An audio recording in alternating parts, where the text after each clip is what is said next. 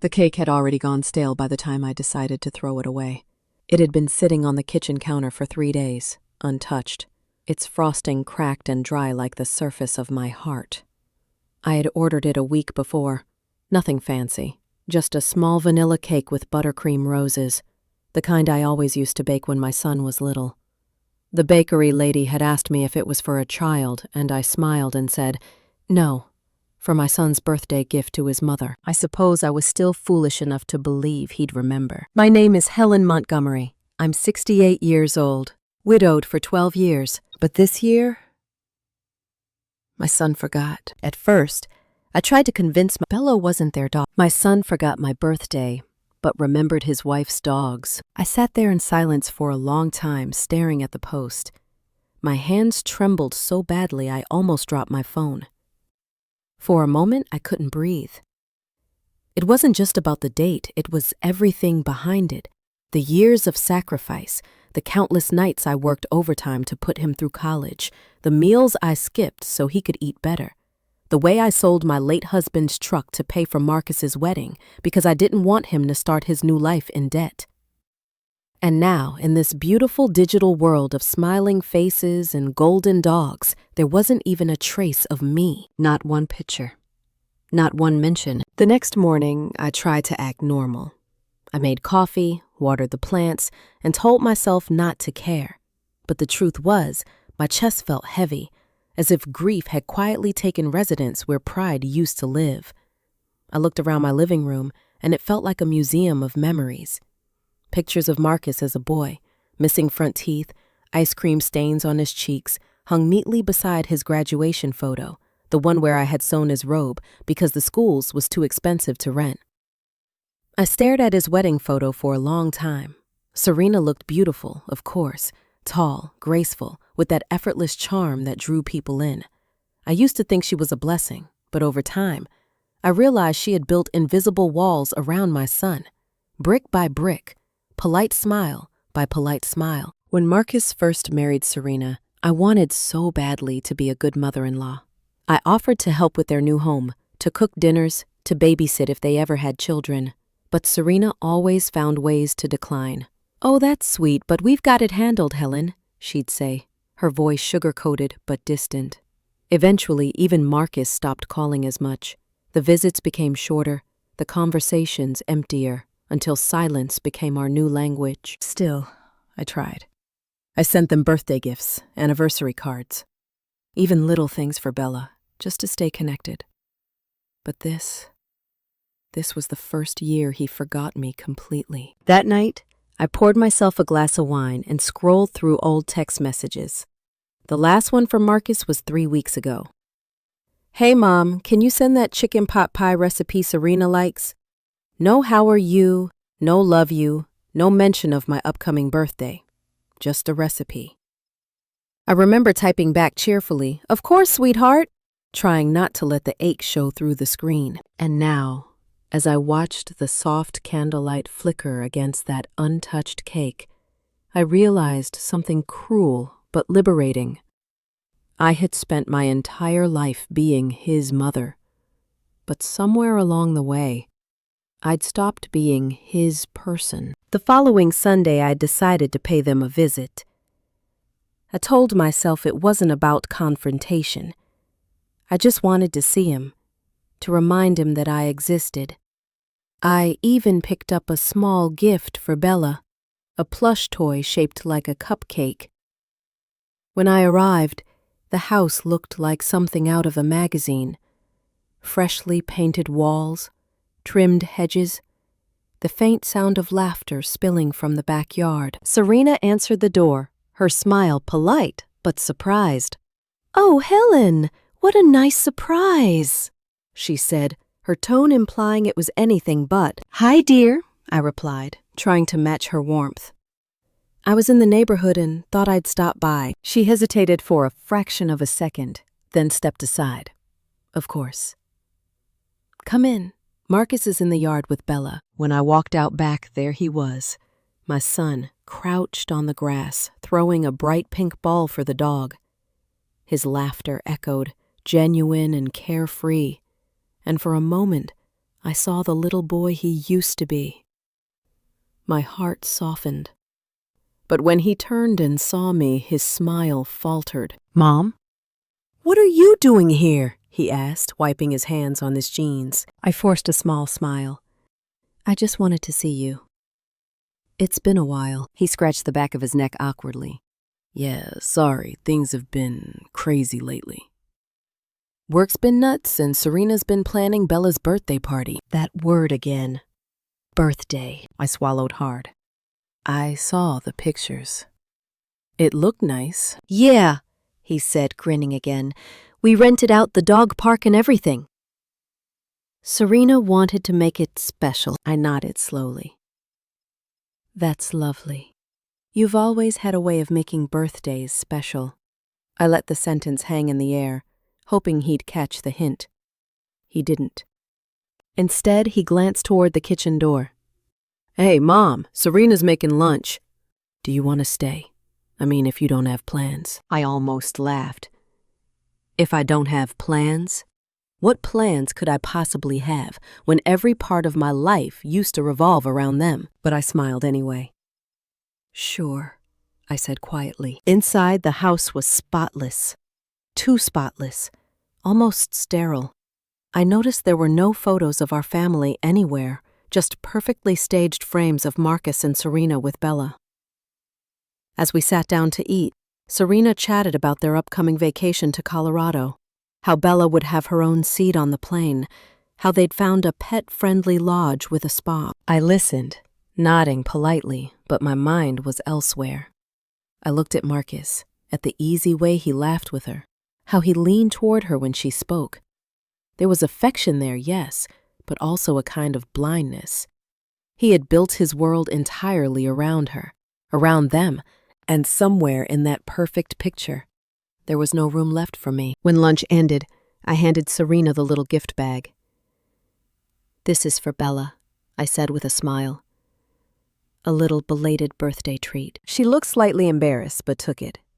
"Oh, Helen, that's so thoughtful of you."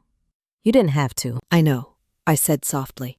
"But mothers do things they don't have to, don't they?" Serena chuckled awkwardly, clearly unsure how to respond. Marcus just stared down at his plate. As I drove home that day, the silence in my car felt louder than ever. I told myself I wouldn't cry, that I was too old to let something like this break me.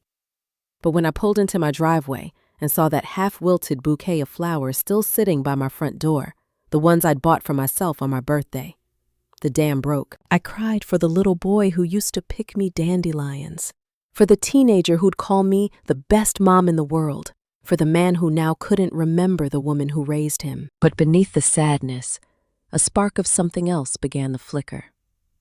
Anger.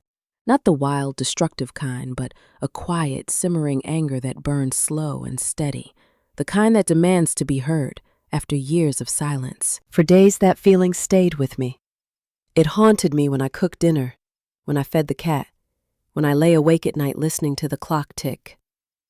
I started replaying every memory, every sacrifice, every moment I'd bitten my tongue to keep the peace, and I realized I'd raised Marcus to be kind, but I hadn't taught him how to value me. That was my mistake. So I decided to do something I'd never done before. I decided to remind my son who I was. Not through anger or guilt, but through truth. It began with a letter. I spent an entire night writing it, pouring out everything I'd kept locked inside for years. The love, the pain, the disappointment.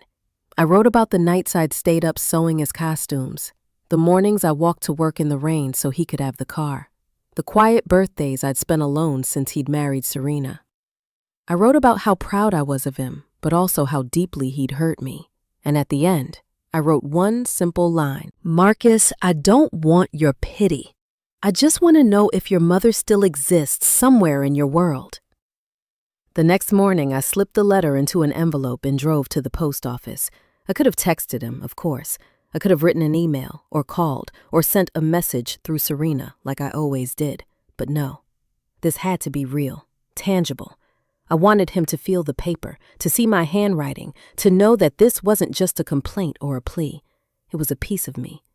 When I dropped the letter into the mailbox, I stood there for a long time, watching it disappear through the metal slot. A strange calm washed over me, part relief, part regret. I wasn't sure what I wanted from him anymore. An apology? A visit? Maybe just a sign that I still mattered. Days passed. Then a week. Nothing. Every morning I checked my phone, half expecting a message that never came. I even glanced out the window whenever a car drove by, foolishly hoping it was him. But the silence stayed, thick, heavy, almost cruel. By the second week, I told myself to let it go, to stop waiting for what clearly wasn't coming. I threw myself into little projects, fixing the fence, rearranging furniture, tending to my rose bushes. But the loneliness clung to me like humidity in August. Then, one afternoon, the phone rang. It was Marcus. "Mom?" His voice sounded unsure, hesitant. "I got your letter." For a moment, I couldn't speak. My throat tightened so much I could barely breathe. "You did?" I finally managed. "Yeah," he said quietly. I didn't know what to say. "I didn't realize you felt that way." I sank into a chair. "How could you not realize, Marcus? I've been right here all these years." He sighed. "I guess I just got caught up. You know? Work, the house, Serena, the dog," I added, unable to stop myself. There was a pause. "Mom, that's not fair. Bella's like family." I laughed bitterly. "I'm aware. Believe me, I've seen the pictures." He exhaled. And for a moment, I could almost hear the guilt in his silence. "Look, Mom, I'm sorry. I didn't mean to forget your birthday. I swear I didn't. Serena thought she texted you, but I guess it slipped through the cracks." I closed my eyes. "Marcus, it's not about a text. It's about being forgotten." The line went quiet again. When he finally spoke, his voice was low. "I'll come by this weekend, okay? We'll talk." "All right." When Saturday came, I spent the whole morning preparing the house. I baked, I cleaned, I even took out the good plates, the ones I hadn't used since before Richard died. Every movement felt like a ritual, like I was preparing not just dinner, but something sacred. When the doorbell rang, my heart jumped. Marcus stood there with a bouquet of lilies, my favorite, and an awkward smile. "Hey, Mom." Behind him stood Serena, holding a small gift bag, her expression unreadable. "Come in," I said, forcing warmth into my voice. The meal started politely enough. Marcus complimented the food, Serena commented on the decor, and for a fleeting moment, it almost felt normal. But beneath the small talk, tension simmered like a storm waiting to break. When dessert came, apple pie the way Marcus liked it, I decided to speak. "Marcus," I said, my voice steady but low. "Do you remember the last time we celebrated my birthday together?" He frowned, thinking. Maybe 3 years ago?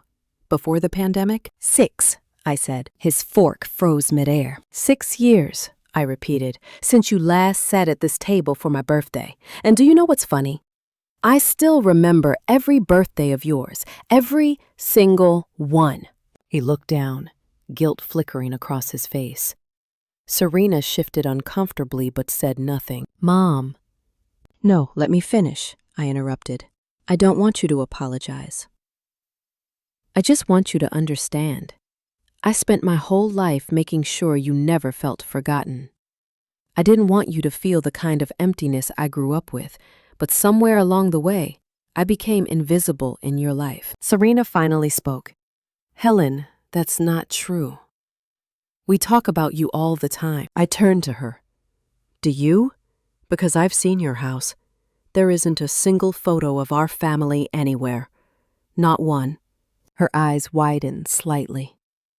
"Oh, well, we didn't think." "That's exactly it," I said, my voice breaking slightly. "You didn't think. You didn't think it mattered." The silence that followed was thick enough to choke on. Marcus finally set his fork down. "Mom, please. Don't make this into something it's not." Tears welled up, but I held them back. It's already something, Marcus. You just don't want to see it. He leaned forward, his tone soft but frustrated. I'm sorry I forgot your birthday, okay? I didn't mean to hurt you. I shook my head. You didn't forget my birthday, Marcus. You forgot me. That's when Serena reached for his arm, as if to calm him, but he pulled away slightly. His face was pale now, and for the first time, I saw a flash of something real, remorse, confusion, maybe even fear. I just don't know how we got here, he said quietly. I do, I replied. It started the day you stopped needing me. The words hung between us, raw and undeniable. After that, dinner ended quietly.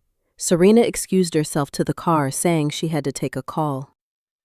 Marcus lingered, his expression torn. He hugged me before leaving, a hesitant, almost obligatory hug. When I closed the door behind them, I felt an emptiness so sharp it almost cut. That night, I couldn't sleep. My mind replayed everything, his face, her silence, the years I had spent trying to stay relevant. Around 2 a.m., I walked into the living room, lit only by the faint glow of the lamp, and stared at the family photos again. My eyes stopped at one picture. Marcus, about 5 years old, sitting on Richard's shoulders, both of them laughing. That was before the world became complicated, before my boy learned to forget. But beneath the ache, something inside me shifted. Maybe this was what freedom looked like. Ugly, lonely, but necessary. The next morning, I made a decision. I wasn't going to chase their attention anymore.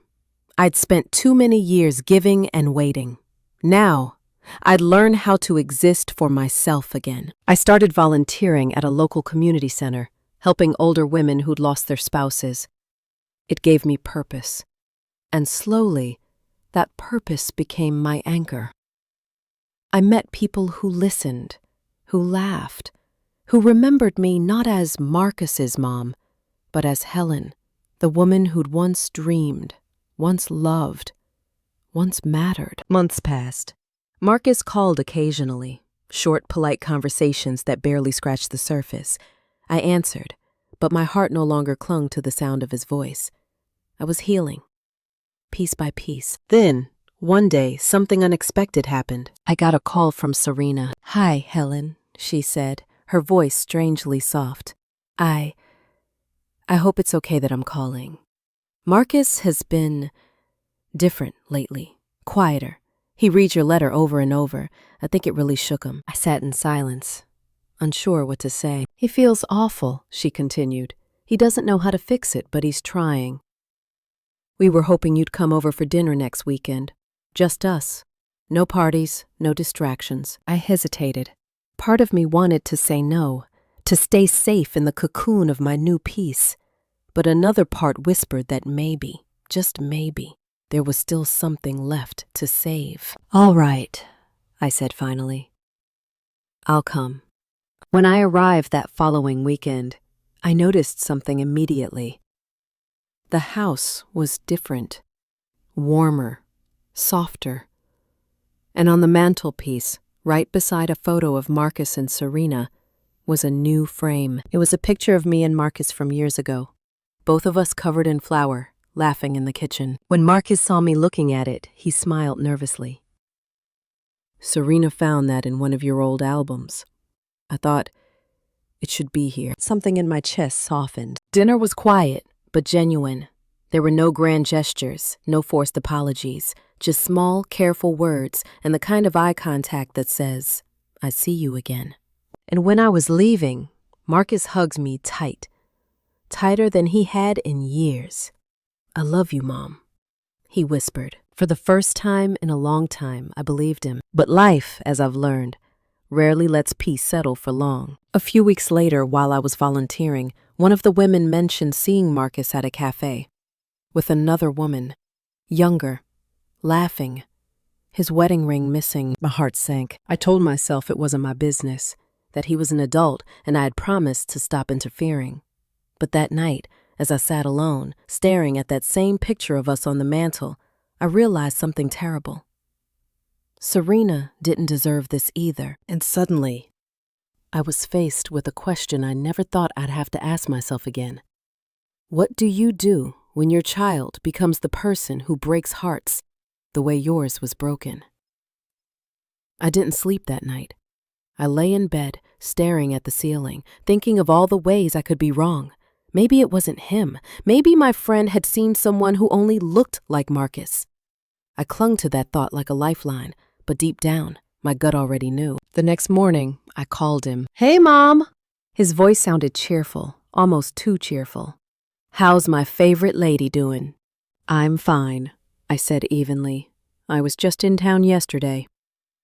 "Thought I saw you near the corner cafe." There was a pause, short, sharp, telling.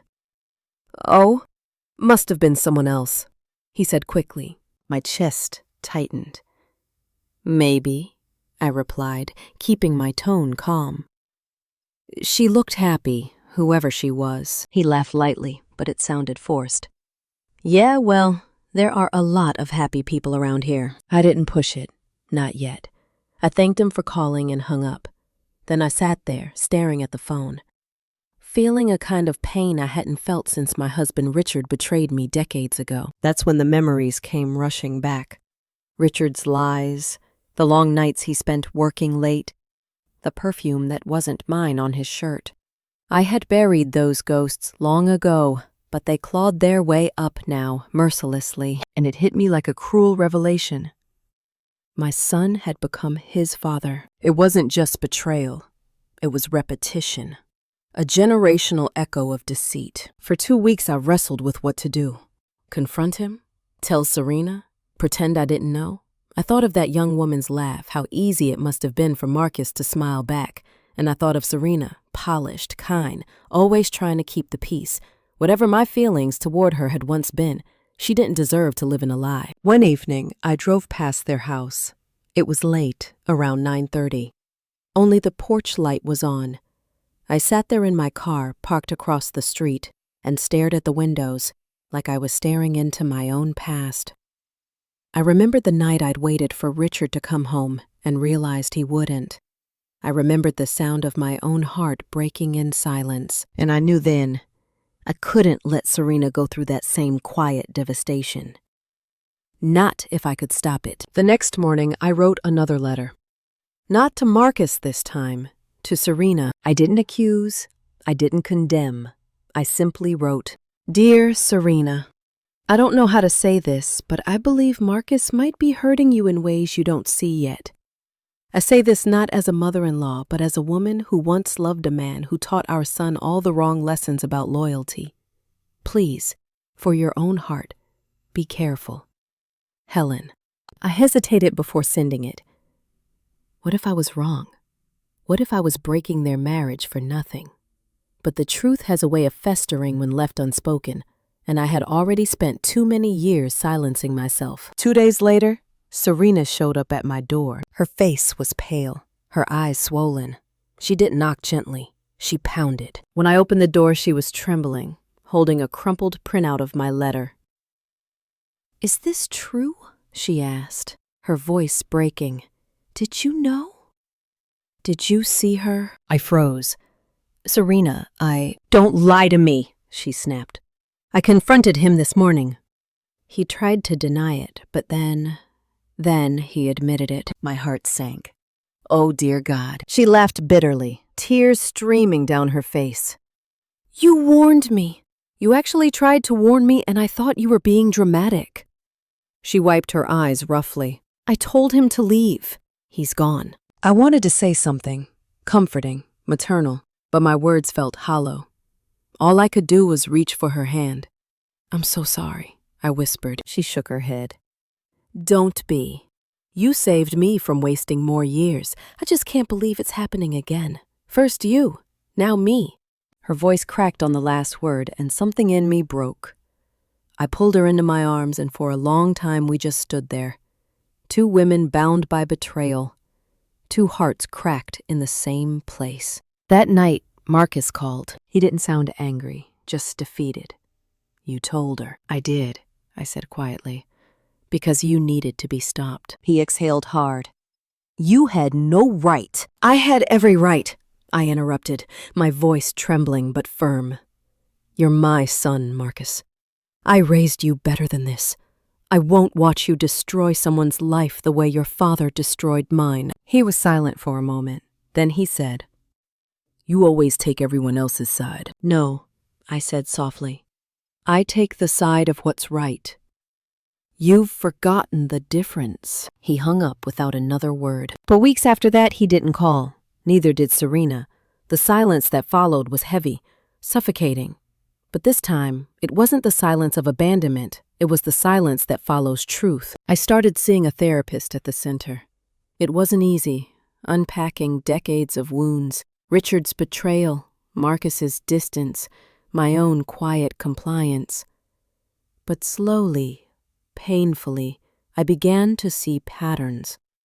I realized I had spent most of my life loving men who only knew how to take. Then one afternoon, while sorting through some old boxes in the attic, I found an old cassette tape labeled Marcus Age 8.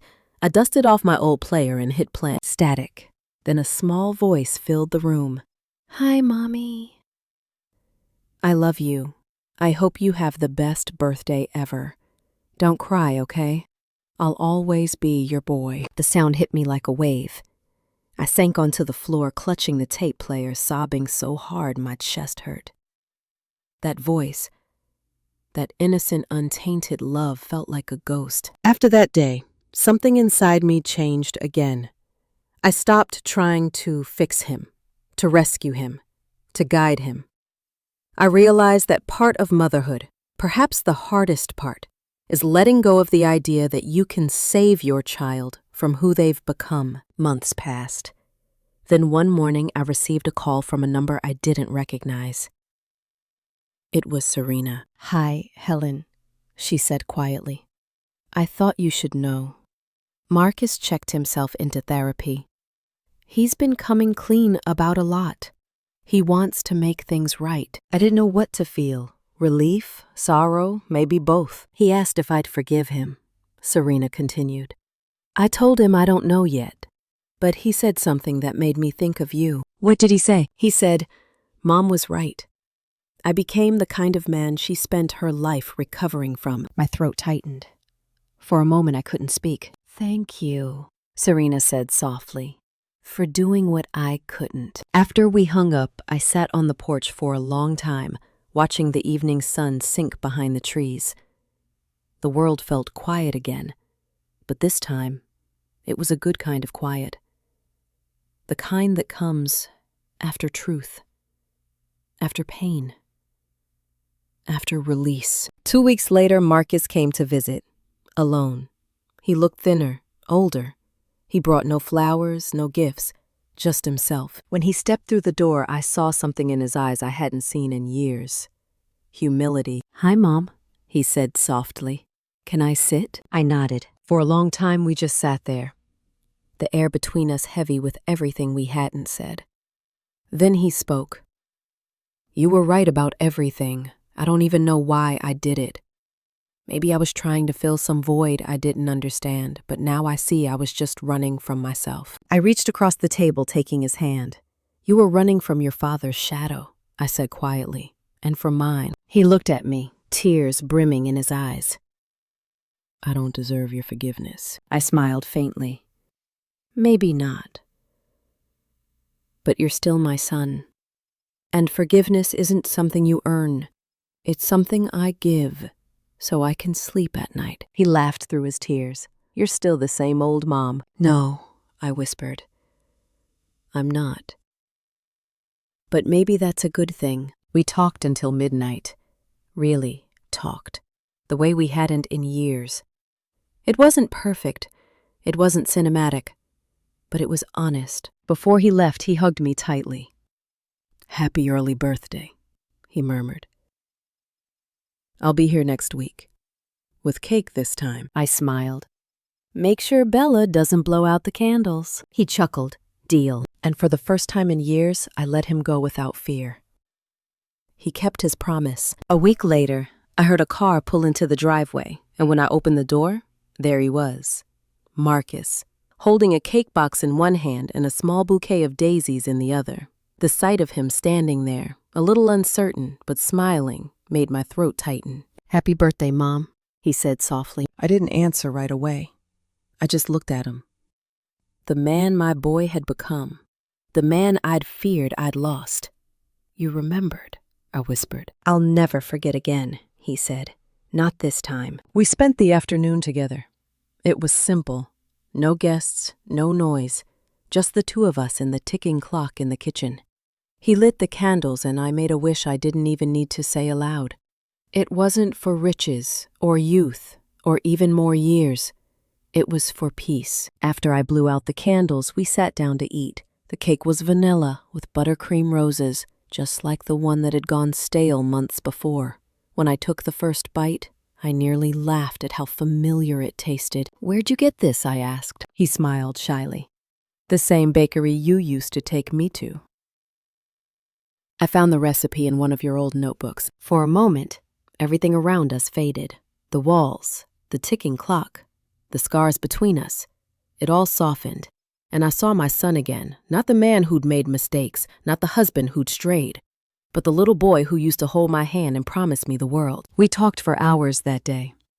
He told me about therapy, about the difficult conversations he'd had with Serena, about how they were trying to rebuild slowly, honestly. "I don't know if she'll ever take me back," he admitted. "But I'm trying to be better, not just for her, for me." I nodded. "That's the only way it ever works, sweetheart. You fix yourself first, then everything else follows." He looked up at me, eyes glossy. "I'm sorry for all the years I made you feel forgotten." "I know you are," I said softly, "but you needed to forget me for a while to find yourself." "That's how life works sometimes," he frowned. "I don't understand." "You will," I said with a sad smile. "There's a point in every parent's life when we stop being the center of our child's universe. It hurts, but it's necessary. We raise you to leave us. But the mistake I made was forgetting to build a life of my own when you left." He nodded slowly, absorbing my words. "You always think your mom has it all figured out," he murmured. "I never realized how much you carried." I chuckled softly. "You weren't supposed to." "That's the job description." We laughed then. Real laughter, the kind that releases years of tension. It felt like exhaling after holding my breath for a decade. As the evening light faded, Marcus went out to his car and came back with something small wrapped in tissue paper. "I know it's not much," he said, "but I wanted to give you this." I unwrapped it carefully, and inside was a simple silver pendant with an engraving. "Always your boy." My eyes filled instantly. I traced the letters with my finger, remembering that tiny voice from the old cassette tape saying the same thing. "It's perfect," I whispered. He smiled. "I wanted to remind you that you still have me, even if I'm not always great at showing it." Later that night, after he left, I stood at the kitchen window watching his taillights fade into the distance. I should have felt lonely again, but I didn't. The house felt full, not of people, but of meaning. That night, I slept deeply for the first time in months. 2 months later, life began to move with a quieter rhythm. Marcus kept in touch, sometimes calls, sometimes visits. It wasn't constant, but it was consistent. He seemed more grounded, more aware. Serena and he were in counseling, working through things, and though I didn't pry, I could tell he was trying. One afternoon, I was pruning my roses when I heard footsteps behind me. I turned and saw Serena standing there, holding a basket of pastries. "Hi," she said awkwardly. "I hope I'm not intruding." "Of course not," I said warmly. "Come in." We sat in the kitchen, the same one where months ago we'd eaten that tense, hollow lunch. But today, the air was different. "I wanted to thank you," she said after a while, her voice sincere. "Not just for what you did back then, but for being brave enough to do it. I hated you for a bit, you know. I smiled faintly. I don't blame you, but now I understand, she continued. You weren't trying to hurt me. You were protecting the truth. And Marcus, he's different now. It's like he finally sees himself clearly. That's all I ever wanted, I said softly. She reached across the table, touching my hand. You didn't just save our marriage, Helen. You saved him. I shook my head gently. No, he saved himself.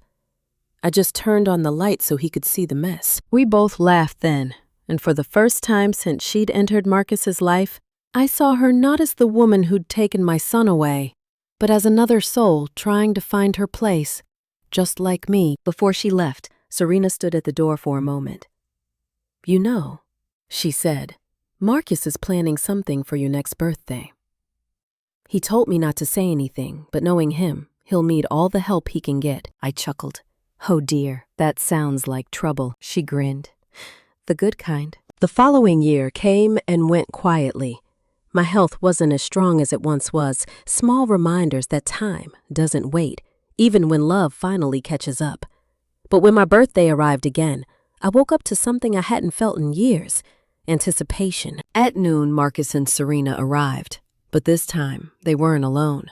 With them was a little girl, bright eyes, messy curls, holding a handmade card that read, Happy birthday, Grandma Helen. My heart nearly burst. Serena smiled proudly. Her name's Lily. We finalized the adoption last month. We wanted you to be the first to know. I knelt down to the little girl's level, tears clouding my vision.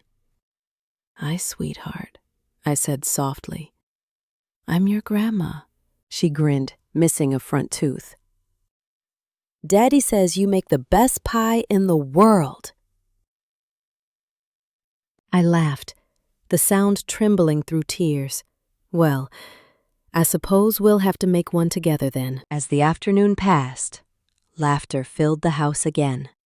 The sound of family, not perfect, but whole, echoed through every corner that once held silence. When it came time to blow out the candles, Lily insisted on helping me. She leaned close, eyes shining. Make a wish, Grandma. I looked around, at Marcus, at Serena, at this little girl who would never know the woman I used to be, only the one I'd become. I already got it, I whispered. Later that night, after they'd gone home, I sat on the porch watching the stars. My life hadn't turned out the way I'd imagined it would.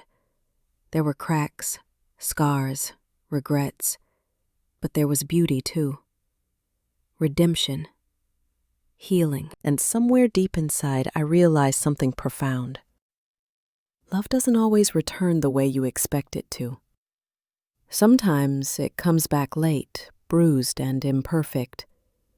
But if you're patient enough, it finds its way home. So to anyone listening, if you've ever been forgotten, taken for granted, or replaced by something smaller, know this: the love you give never disappears. It waits. It grows. And one day, when the world finally turns quiet, it comes back to you in ways you never dreamed possible. If my story touched your heart, I'd love for you to share your thoughts below. Tell me your story. Let's keep each other company in this big, noisy world. And if you believe that no mother should ever be forgotten, share this video, because sometimes remembering is the greatest gift of all.